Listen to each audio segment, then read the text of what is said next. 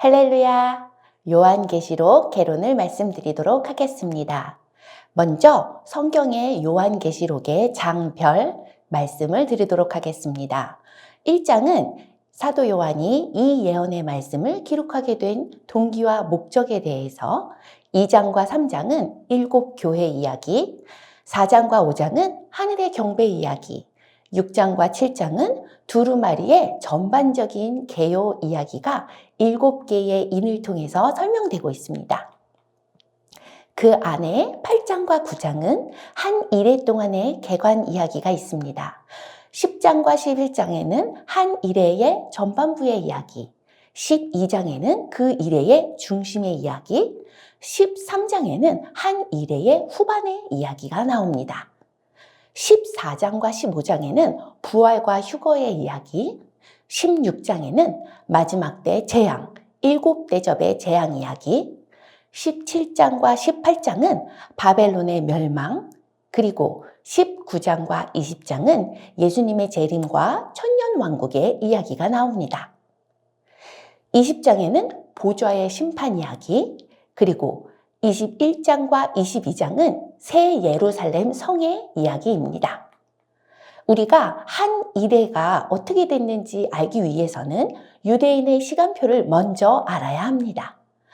다니엘 말씀에 근거해서 예루살렘 성이 중건하라는 영이 날 때부터 시작해서 바로 예수 그리스도 기름 부음 받은 자가 왕이 될 때까지 7일해와 62일해가 지날 것이요, 즉 69일해가 지나게 됩니다. 그 기름 부음 받은 자가 끊어서 없어진 후에는 구원이 이방인에게 풍성하게 이르는 시대가 오는데, 우리가 바로 지금 이 시대에 살고 있습니다. 한 일해 동안의 언약의 말씀이 또 다니엘서에 기록이 되어 있는데, 한 일해 동안의 언약을 굳게 맺고 또 이 일해의 절반의 예물과 제사를 금지할 날이 오게 된다라고 예언하고 있습니다. 그 이후에 천년왕국과 새 하늘과 새 땅이 이루어지게 되는 것이죠. 자, 이제 이방인들의 풍성함을 살고 있는 우리는 이 풍성함이 수가 찰 때까지 계속 준비하는 하늘마음교회가 되어야 할 것입니다. 그래서 우리의 사명, 땅끝까지 복음 전파를 위해서 성령의 권능을 받아 복음을 전파하고, 또 한 일해가 가까이 올 때의 징조에는 이스라엘이 구원이 되는 징조가 있습니다. 그래서 이스라엘이 주께 돌아오게 됨을 기도하며 선교하는 교회가 될 것입니다. 자, 이제 한 일해가 시작되는 징조가 첫째 인부터 넷째 인까지 나오게 됩니다. 첫째 인은 흰 말이 나와서 면류관을 받고 나가서 이기려고 하는데, 이 모습은 바로 미혹입니다. 예수님을 흉내내고 영혼을 사냥하고 생긴 건 어린 양과 같지만 말하는 것이 용과 같이 우리를 미혹하는 시대가 온다라는 것이죠. 둘째 인이 떼어졌을 땐 붉은 말이 나와서 화평을 제하고 서로 죽이게 하는 전쟁이 일어납니다. 민족과 민족이, 나라가 나라를 대적하는 일이 벌어지죠. 셋째 인이 떼어지면 검은 말이 나와서 손에 저울을 가지고 밀과 보리가 아주 비싼 값에 거래될 것을 예언합니다. 바로 기근을 이야기하죠. 넷째 인은 청황색 말이 나와서 땅의 4분의 1의 권세를 얻어서 검과 흉년과 사망으로 땅의 짐승들을 죽이는 것이죠. 즉 지진과 전염병과 죽음으로써 이 땅에 일어나게 된다는 것입니다. 이 첫째 인부터 넷째 인까지는 한 일해가 시작되기 전의 징조들을 짧은 쇼츠 영상으로 보여주게 되는 것입니다. 자, 다섯째 인이 떼어지면 한 일해의 징조를 짧게 설명합니다. 죽임당한 영혼들이 제단 아래에 있고 그 죽임당한 수가 차기까지 기다리는 때입니다. 그리고 여섯째 인은 한 일해 후의 징조가 나타납니다. 지진이 나고 해가 검어지고 달이 피같이 되고 하늘의 별들이 땅에 떨어지며 또 하늘이 두루마리가 말리는 것 같이 떠나가는 모습을 보게 되는 것이죠. 그건 바로 천년왕국, 새하늘과 새 땅에 일어나게 될 모습을 보이는 것입니다. 이거는 마태복음과 이사야에서도 동일하게 그 말씀이 있습니다. 이제 일곱째 인이 떼어지면 한 이래가 시작되게 됩니다. 일곱째 인은 성도의 기도가 핵심적인 역할을 한다는 것을 우리가 알 수 있습니다. 성도의 기도가 향연과 함께 천사의 손으로부터 하나님 앞에 올라가는 모습을 보게 되죠. 이제 첫째 나팔이 울리면서 한 이래의 전반부가 시작됩니다. 땅의 3분의 1이 재앙을 받는데 피 섞인 우박, 불, 그리고 또 수목의 3분의 1이 타고 또 푸른 풀도 다 타게 됩니다.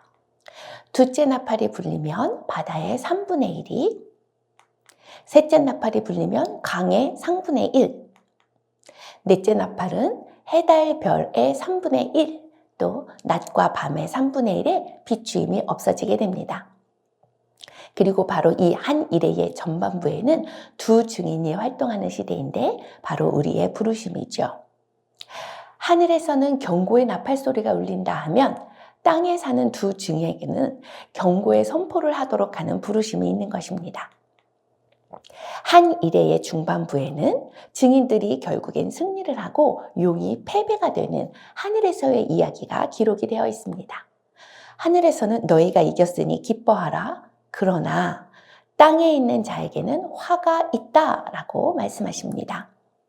미가엘과 그의 사자들과 또 용과 그의 사자들과 같이 싸움을 하게 되고 큰 용이 결국엔 내쫓기게 됩니다. 그리고 그 사자들도 함께 땅으로 내쫓기게 됩니다. 그러므로 용과 사자들이 자기의 때가 얼마 남지 않음을 알고 땅에 많은 화를 뿌리게 됩니다. 이제 한 이래의 후반부가 되었습니다. 이때는 두 짐승이 활동하는 시대입니다. 이때 두 짐승에 대해서 먼저 한번 알아보겠습니다. 첫째 짐승은 무저갱, 즉 영들의 감옥에 갇혀있던 이 짐승이 쫓겨나서 이제 땅에 풀려지게 되는 날이죠. 이 짐승은 재림날, 예수님께서 오시는 그날 아마겟돈 전쟁에 잡혀서 거짓 선지자들과 함께 유황불못에 들어가게 될 존재들입니다. 그리고 두 번째 짐승, 둘째 짐승은 말을 할 수 있고 또 첫째 짐승으로부터 권능을 받아서 이적을 행하는 짐승입니다. 사람들을 해하게 하는 권능이 있고 또 사람들의 오른손이나 이마에 표를 받게 하는 그런 짐승입니다. 또 그래서 매매를 하지 못하게 하죠. 이 표가 바로 무엇이냐면 짐승의 이름이니 그 이름의 수라고 성경에 적혀 있습니다. 자, 이제 다섯 번째 나팔이 울립니다. 첫째 화라고도 불립니다. 다섯 번째 나팔이 울리니 무저갱의 열쇠를 받아서 그것이 열려서 전갈 권세와 같은 권세를 받은 짐승이 활개하게 됩니다. 오직 하나님의 인침을 받지 않은 자들을 해하게 돼서 인침을 받지 않은 자들이 해하게 되는 것이죠. 그리고 여섯 번째 나팔이 울리면 큰 강 유브라데에 결박된 네 천사가 놓이게 됩니다. 이 천사는 사람의 3분의 1을 죽이기로 준비된 천사였습니다. 이때까지 하나님께 돌아오지 않고 회개하지 않고 남아있는 자들은 바로 죽임을 당하게 되는 것이죠. 그러나 여전히 남아있는 자들이 두려워서 하나님께 영광을 돌리는 자들이 있습니다. 이들은 끝까지 남은 자들인 것이죠. 일곱 번째 나팔이 울리면 증거 장막 성전이 열리면서 예수님의 부활 휴거 일곱 대접 심판을 보게 됩니다. 하나님의 성전이 열리니 그 안에 하나님의 언약궤를 보게 됩니다. 그리고 부활이 일어나는데 그리스도 안에서 죽은 자들이 먼저 부활하고 그리고 우리 살아남은 자들도 그와 함께 구름 속으로 끌려 올라가게 됩니다. 자, 그리고 상 받는 세 그룹이 바로 나타나는데 하나님의 종선지자 그리고 성도들, 주의 이름을 경외하여 남은 자, 이들이 바로 상 받게 되는 그룹입니다. 한 이래의 후반이 되면 마지막에 일곱 대접의 재앙이 땅에 쏟아지면서 심판이 일어나게 됩니다.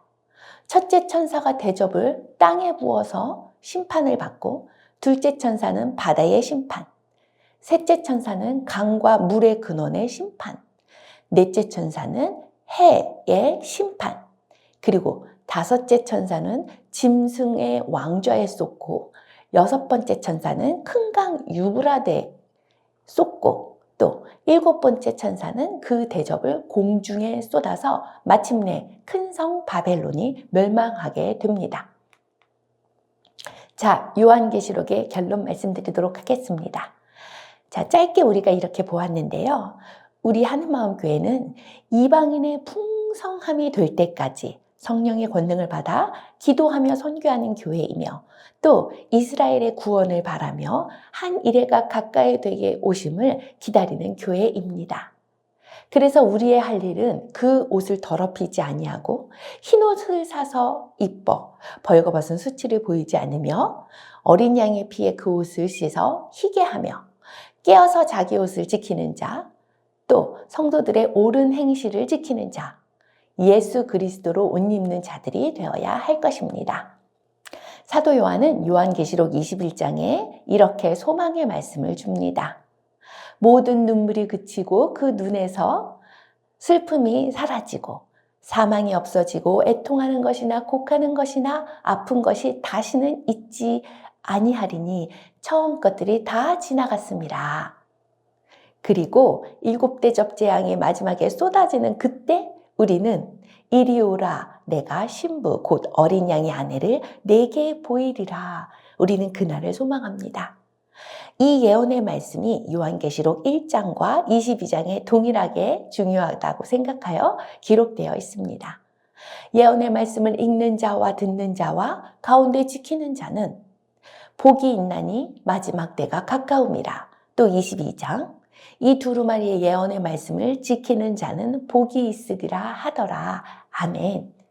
우리 하늘마음교회 성도님들은 이 요한계시록의 말씀을 말씀으로 믿고 이 예언의 말씀을 읽고 들으며 지키는 성도들이 되길 예수님의 이름으로 축복합니다. 더 자세한 요한계시록의 말씀은 금요일 날 이루어지는 하늘마음교회 금요철야 차성목 담임 목사님의 설교를 참조하시기 바랍니다. 감사합니다.